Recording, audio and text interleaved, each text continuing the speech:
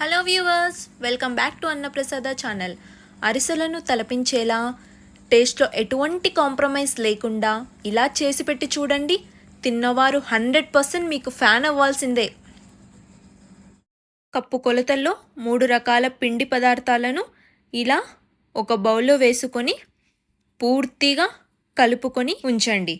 తరువాత పాకం కోసం ఒక మందంగా ఉన్న కడాయిలో మీకు తీపుకు సరిపోయినంత బెల్లాన్ని కూడా యాడ్ చేసి ఇలా బెల్లం పాకాన్ని రెడీ చేసుకొని పక్కనుంచండి. తీసుకున్న పిండిని బెల్లం పాకంలో పూర్తిగా ఉండలు లేకుండా ఇలా నెమ్మదిగా కలుపుకుంటూ అరిసెలకు సరిపడా కన్సిస్టెన్సీ వచ్చేంత వరకు ఇలా గెరటతో మిక్స్ చేసుకోండి.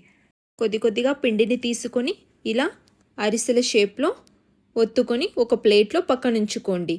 మీరు నార్మల్ అరిసెలతో పాటుగా నువ్వుల అరిసెలను కూడా ఇదే విధంగా చేసుకొని పక్క నుంచి నూనె వేడయ్యాక ఒక్కొక్క అరిసెని నూనెలో డ్రాప్ చేసి అరిసెలు పూర్తిగా వేగేంత వరకు స్టవ్ని లో టు మీడియం ఫ్లేమ్లో అడ్జస్ట్ చేసుకుంటూ రెండు వైపులా అరిసెలు కాలేంత వరకు ఫ్రై చేసుకుంటే మీకు ఇన్స్టెంట్ అరిసెలు రెడీ అయిపోయాయి.